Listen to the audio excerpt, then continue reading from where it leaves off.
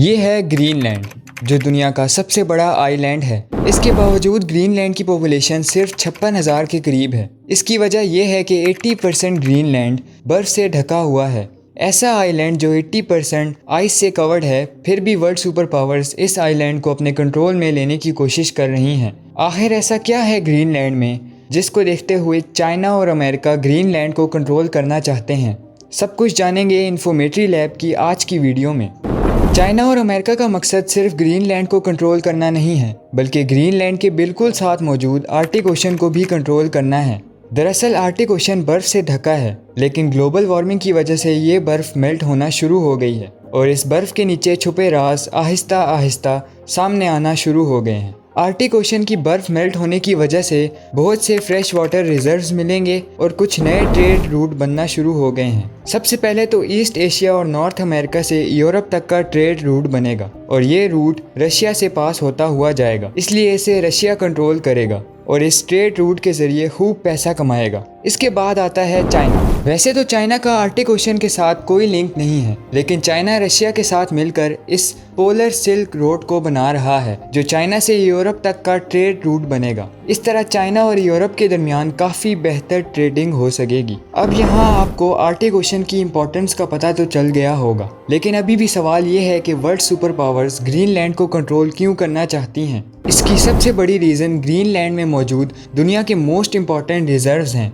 जिनमें oil, natural gas, copper, zinc, iron, cobalt, lead, निकल और गोल्ड शामिल हैं। एक सर्वे के मुताबिक ग्रीनलैंड में 52 बिलियन बैरल्स का ऑयल मौजूद है और साइंटिस्ट के मुताबिक ग्रीनलैंड में नेचुरल गैस के 30% अनडिस्कवर्ड रिजर्व्स मौजूद हैं। सिर्फ यही नहीं, बल्कि ग्रीनलैंड के टाउन नार्सक में दुनिया के 25% रेयर अर्थ मिनरल्स मौजूद हैं। ये वो मिनरल्स हैं जो हमारी सारी टेक्नोलॉजीज़ में यूज़ होते हैं और इन्हीं से हमारी सारी टेक्नोलॉजीज़ चल रही हैं। इन रेयर अर्थ मिनरल्स में uranium, thorium, titanium, platinum group metals और ख़ास तौर पर न्यूडीमियम और डायस्प्रोसियम शामिल हैं। न्यूडीमियम और डायस्प्रोसियम का use wind turbines, electric Motors और बहुत सी इलेक्ट्रॉनिक डिवाइसेस में होता है। It's huge.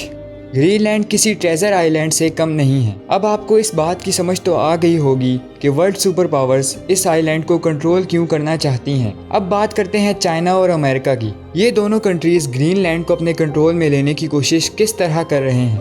चाइना ग्रीनलैंड में एयरपोर्ट्स, सी पोर्ट्स, रिसर्च इंफ्रास्ट्रक्चर, माइनिंग और एनर्जी सेक्टर में इन्वेस्ट कर रहा है। इसके अलावा कनाडा, यूके और ऑस्ट्रेलिया भी ग्रीनलैंड के रिजर्व्स को ढूंढने की कोशिश कर रहे हैं। अब बात करते हैं अमेरिका की, तो अमेरिका ने ग्रीनलैंड में मिलिट्री बेसेस सेटअप करना शुरू कर दी हैं और अपने बहुत से सोल्जर्स को ग्रीनलैंड भेजा है ताकि वो आर्कटिक के क्लाइमेट में ट्रेन हो सके। इसके साथ साथ अमेरिका ने बिलियंस ऑफ डॉलर्स की एड भी ग्रीनलैंड को दी ताकि वो रेयर अर्थ मिनरल्स को ढूंढ सके। वैसे तो ग्रीनलैंड डेनमार्क के कंट्रोल में है, लेकिन इसकी एक इंडिपेंडेंट गवर्नमेंट भी है। चाइना अपनी भरपूर कोशिश कर रहा है कि वो ग्रीनलैंड की गवर्नमेंट को खुश करे, इसलिए चाइना ने ग्रीनलैंड के टूरिज्म और फिशिंग में भी इन्वेस्ट किया है और ग्रीनलैंड की लोकल कम्युनिटी चाइना की इन्वेस्टमेंट से काफ़ी खुश नज़र आ रही है। चाइना पहले ही दुनिया की 70 to 80% रेयर अर्थ मिनरल्स की सप्लाई को कंट्रोल करता है। अगर इसने ग्रीनलैंड को भी कंट्रोल कर लिया तो रेयर अर्थ मिनरल्स की ऑलमोस्ट सारी सप्लाई चाइना करेगा।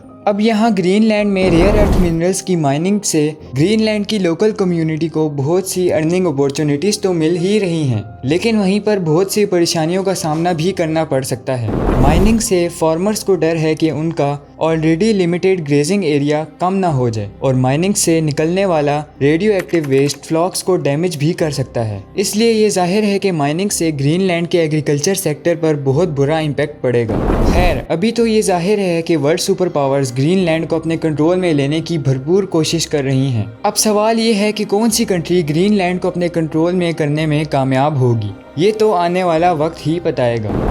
उम्मीद है आपको आज की वीडियो पसंद आई होगी। वीडियो पसंद आए तो वीडियो को लाइक और चैनल को सब्सक्राइब करना मत भूलिएगा। और आप नेक्स्ट वीडियो किस टॉपिक पर देखना चाहते हैं, कमेंट में अपनी सजेशन ज़रूर दीजिएगा। मिलते हैं न्यू और इंटरेस्टिंग वीडियो में, तब तक के लिए अल्लाह हाफिज़।